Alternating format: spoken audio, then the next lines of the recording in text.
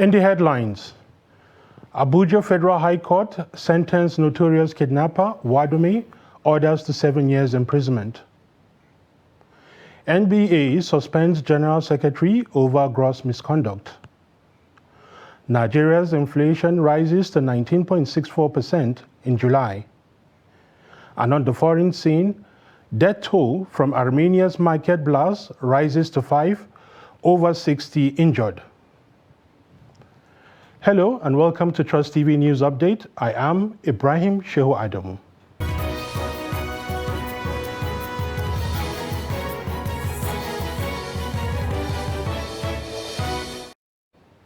A federal high court in Abuja has sentenced the kidnapped kingpin Hamis Bala, also known as Wadumi, and 2 others to 7 years imprisonment. Justice Binta Nyako convicted Wadumi of 2 of the 13-count charges against him and 2 others. The court also convicted Aliu Daji, a police inspector, who was at the station officer at the police headquarters at Ibi local government area of Taraba State, to 3 years imprisonment for tampering with the record to conceal a crime. Justice Inyako's judgment was delivered on July 22nd and made available to journalists on Sunday. Officers of the Nigerian Air Force at the weekend killed many terrorists during airstrikes in Niger and Kaduna states.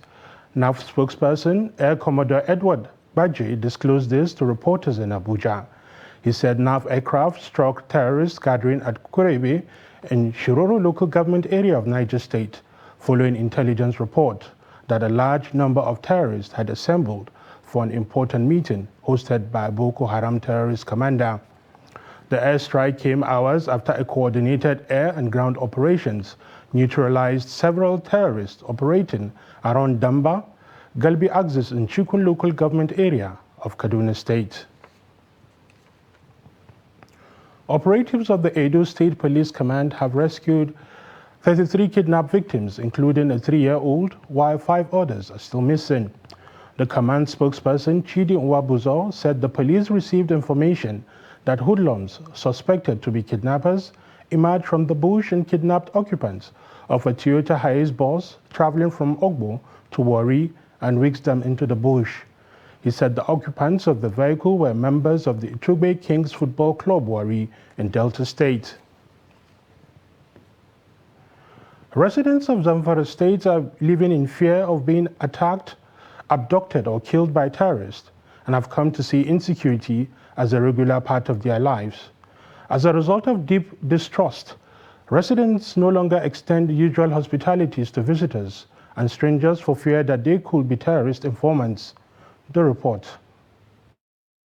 Activities of bandits in Zamfara State, northwest Nigeria, have tremendously changed the way residents live their lives in the state. According to some residents, there are 2 groups of people in the state. Firstly, there are people who live under the fear that they could be attacked, kidnapped, or killed, either in the houses, farmlands, or roads. On the other hand, there are residents who have resigned themselves to fate that insecurity has come to be part of their lives, therefore, they have no reason to fear. The sad thing in that insecurity has created distrust among residents, so they do not share their movements with neighbors or family members because of the fear of bandits, informants who have been described as more dangerous than the bandits themselves. All not the majority is still living in fear. You cannot trust anyone. Nobody will know your movement because the person close to you can be an informant. A civil society activist, Musa Aboki, said some communities have established early warning and early response as one of the security measures to protect members of their community from the suspected bandits attacked. For us that are working in the area of peace building, we have seen how the insecurity has defined the lives of our people in Zamfara State in 2 ways. One, it has to do with those who have believed that it is a natural phenomenon that has come to stay and we should be able to continue with our normal businesses.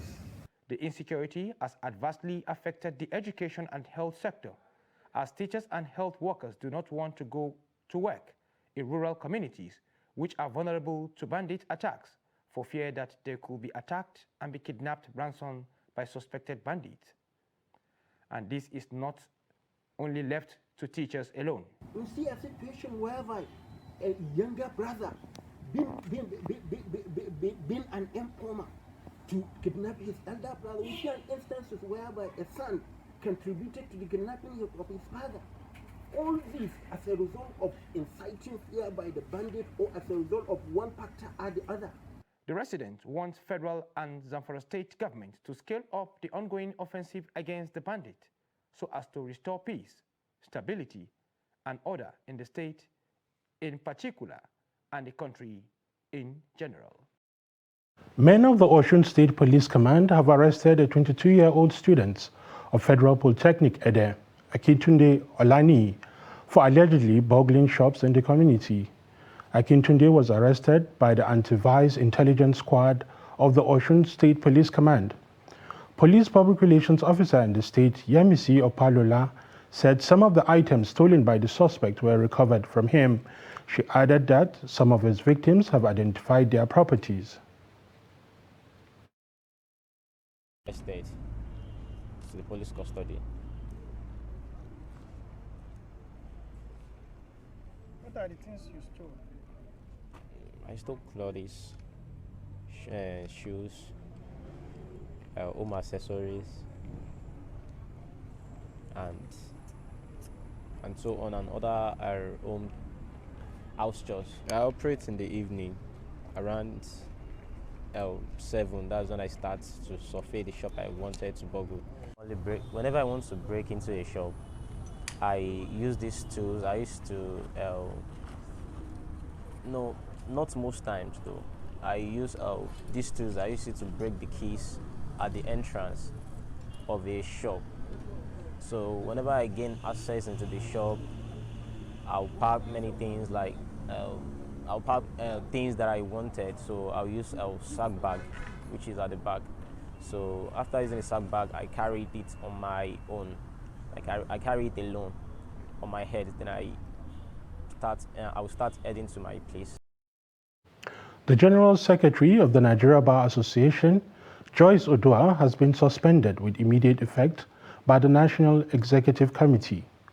The NBA NEC said on Monday that the suspension was due to acts of grave and gross misconduct committed by the General Secretary. The suspended General Secretary had written on Sunday stating that her actions were meant to protect the NBA's constitution. She is accused of disobeying the directive of the President and the NBA NEC by issuing and circulating the notice of the proposed amendments of the body's constitution. The Independent National Electoral Commission, INEC, says the All Progressive Congress, APC, has no candidate for Yobe North and Akwa Ibom Northwest senatorial districts.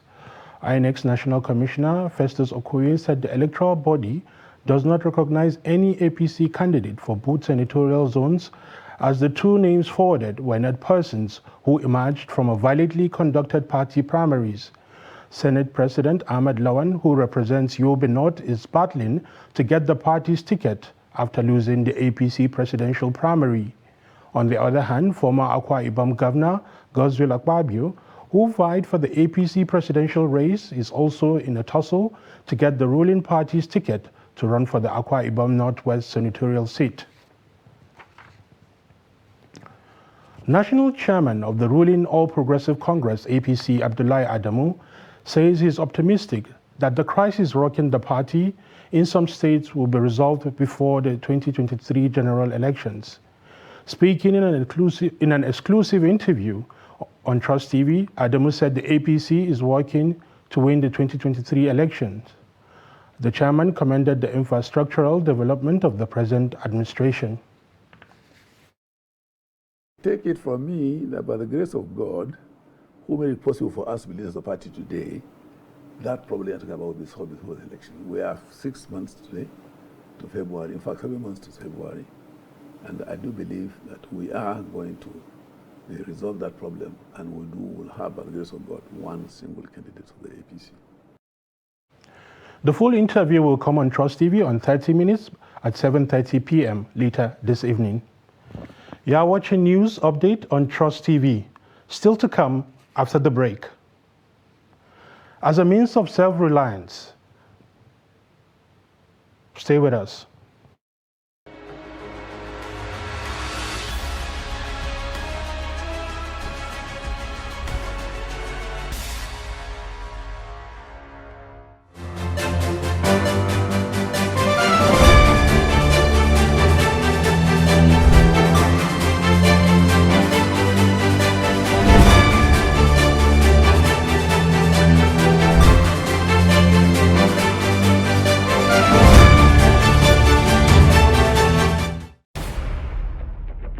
Every patriotic Nigerian should hear this.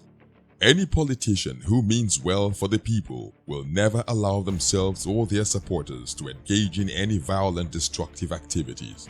No politician who truly wants to serve the people and develop the nation will encourage his followers to destroy properties or take human lives before, during, or after the elections. The Nigerian public must watch out for these traits and isolate any politician who encourages supporters to engage in violence. No genuine politician or patriot will cause trouble and seek to destroy the very society which they aspire to lead or develop. Politicians who have the good of the people at heart will not allow themselves or their followers to engage in violence, destruction of properties, and then taking of lives. Be vigilant. By their words you shall know them. Shun violence. Stay away from politicians who want you to do so. Let's join hands to make the 2023 elections peaceful. This message is from the National Orientation Agency, NORA.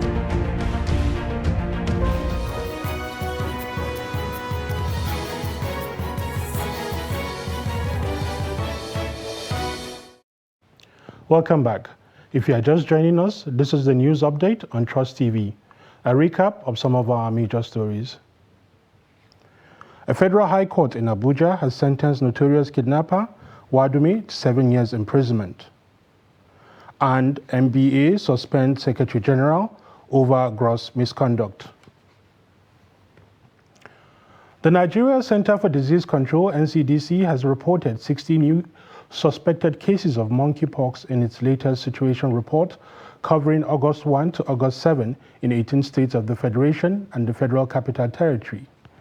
The report, which was made available to newsmen on Monday in Abuja, says in the same week the country recorded 15 new confirmed cases. The NCDC listed the affected states as Ebonyi, the FCT, Abia, Adamawa, Ondo, Taraba, Imo, and Lagos.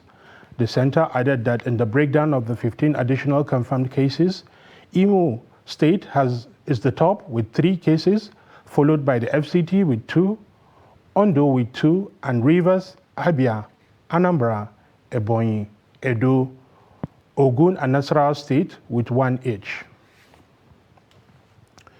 Mentorship Mothers Association, Female Teachers, Advocacy, and Public Enlightenment have been described as effective strategies to increase girls' enrollment in schools in Sokoto State. These submissions were made by Chairman of Schools-Based Management Committee of Achida and Wurno Primary Schools in Wurno local government area of the state. During a visit by some journalists to appraise the promotion of girls' education in the area. The report. The importance of girls' education in any nation cannot be overemphasized as it translates to better health for the future generations, halt early marriages, reduces poverty and social disparities. Therefore, educating a girl has a tremendous impact on the development of a stable and prosperous nation. It is against these and other reasons that the Sokoto State government is determined to boost girls' enrollment in schools.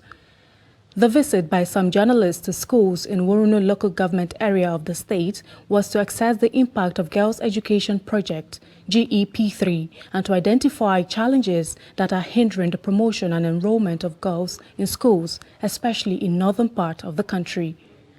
The visit is also an avenue for journalists to understand the GEP3 project so that they can assist in giving accurate information to stakeholders through their reportage to tackle the girl-child enrollment challenges. Chairman of the School-Based Management Committee, SBMC, Wurno Town Primary School, Ladan Wurno, said The Global Bodies intervention is helping a great deal in enhancing the enrollment of girls in schools. Interventions of the UNICEF, school enrollment here and all other schools are very low.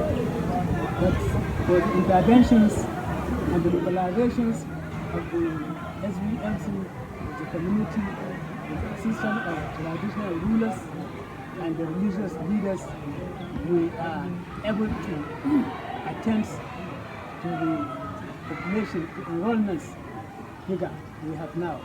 Before we are about 1,500, and now we have about 2,168. This Shigo advocacy, district traditional rulers, organizing competition or quiz competition. These are the ways we follow, and we have now succeeded in getting the number of pupils enrolled into our school. The gap on girls' education between the North and South-South is wide, according to the 2017 Multiple Indicator Cluster Survey. A girl from the North has a 24% chance of enrolling in primary school and a 9% chance of enrolling in secondary school, unlike her counterpart from the South-South region, who has 87% and 79% chance, respectively. Holiday schooling, also known as summer school or lessons, have become popular among parents and teachers in Nigeria. In this report, we attempt answers on the appropriateness or not of these classes at the time children are supposed to take a break. The report. For Tokula Florence, a teacher with a private school in Makurdi, there is some level of continuity in learning that goes on as a result of summer school. This, she argues, will not allow the children to forget what has been learned due to the length of the break. If they are here, they keep themselves up to date in their studies. By the time they resume back to school, most of the things that are being taught, they are the topics, new topic introduced to them, getting into their new classes. So whenever they resume, they don't find it difficult in picking up their studies. The pupil in one of the summer schools in Makurdi says he is happy to learn at this time. He also says he will do better than his mates who are on holidays without classes. I'm here for summer lesson. This is St. Teresa Private School. I'm here to learn. If schools resume, you know more about, well, like if the teacher teach you now, you know what, like the teacher teach you a new topic, they taught you the topic on the summer lesson, you are going to remember it. Your brain will be fast at work. To some, the summer school is an abuse on the pupils. This set agrees with curriculum planners that pupils should rest at some point, noting that continuous learning without a break can cause a strain on the mental well-being of the pupils. Those who plan the curriculum, they are not wrong, or they have not done anything bad by making it in such a way that it will get to a time that children will be given a time or a period for them to rest at home. To strike a balance in the holiday summer learning argument, some are of the opinion that the government should wade into and regulate the use of the long holiday period to ensure that pupils not only learn but also rest during the long holiday period. When you are away from home and they are at home playing, they may start thinking and going some other places that you wouldn't like as a parent. So I encourage there should be summer lessons. The argument for or against summer lessons, many say, will continue to generate mixed reactions until a balance is reached, maybe through government intervention. Art speaks the language everyone can understand. It speaks through painting, sculpture, or drawings.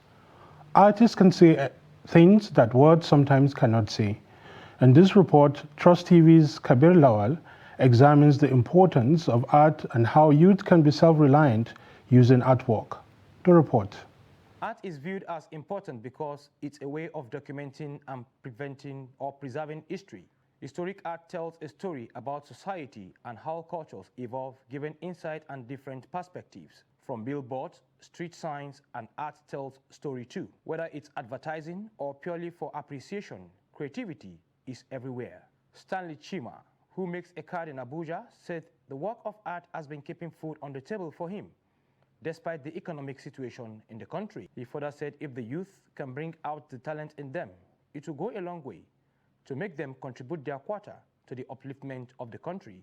When I first learn about the card, I feel motivated about the work, and everything about it is giving me joy. The way we place our artwork, the way we place the artwork, I really like it. So I'm very motivated to do more, so that I will bring out the best I can. In this our country now, we will not rely on one source. The advice I advise to my fellow youth is that they should look for handwork that will fetch them money, and they should focus on it.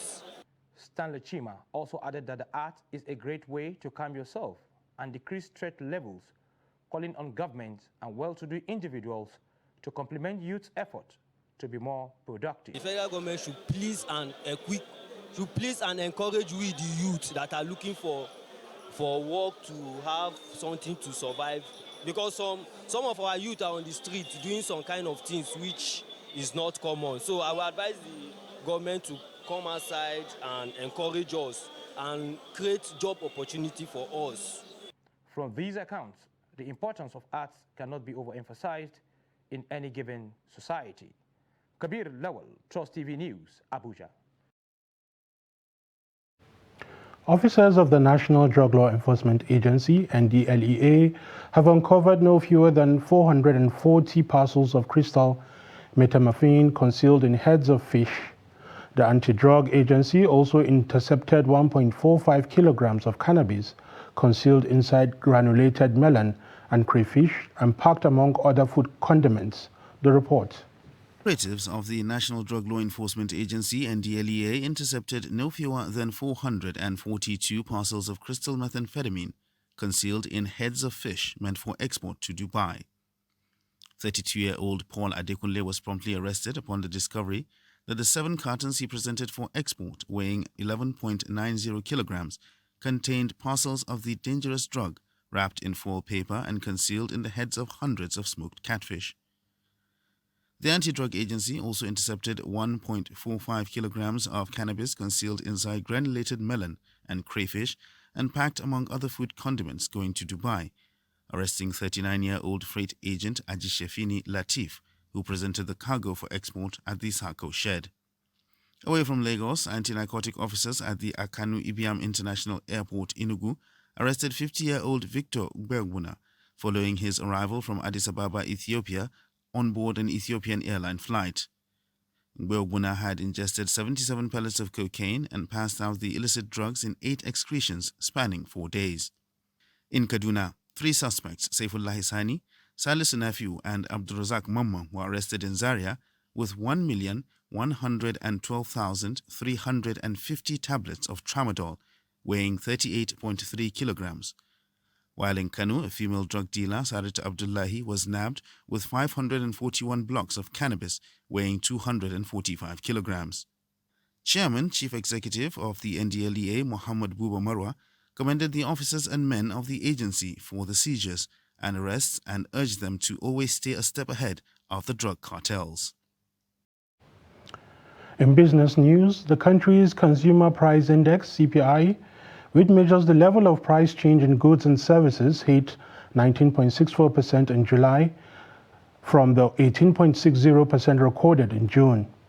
According to the CPI report for July released by the National Bureau for Statistics, it shows that a 1.82% increase in inflation. On the foreign scene, the death toll from an explosion at the bustling shopping market and the Armenian capital, Yerevan, rose to 5 on Monday. 4 women and 1 man died. Over 60 were injured and 19 were missing after Sunday's blast at the market. Search and rescue operations were carried out overnight with 10 survivors and 1 body pulled from the rubble. The cause has not yet been established, but local news reports citing witnesses said the explosion went off at a place that stored fireworks. Iran's foreign ministry has said talks in Vienna earlier this month to restore its 2015 nuclear deal yielded results, but did not fully address Tehran's expectations. Foreign Ministry spokesperson Nasser Kanani said on Monday that considerable progress has been made during several days of talks mediated by the European Union and the Austrian capital. Kanani said an agreement could be achieved in the near future, provided the other side, specifically the United States, considers Iran's red lines and guarantee it will enjoy the benefits it was promised under the Joint Comprehensive Plan of Action, as the deal is formally known. In sports, the president of the Nigerian Football Federation, NFF, Amaju Pinnick, has insisted that he will not go back on his earlier decision not to contest for the position of the federation's president again. He said other capable Nigerians will perform credibly in the position and pledge to support the next leader. Pinnick, who is the first Nigerian to win as NFF president 2 consecutive times, had earlier declared he would not contest again for the same position after Super Eagles failed to pick the World Cup ticket. However, the NFF had been foot-dragging on scheduling of NFF Annual General Assembly, which will set the ball rolling for the elective Congress. With this, we've come to the end of the news update on Trust TV. Don't forget, you can follow us across all our social media platforms. I am Ibrahim Shehu Adamu, saying bye for now.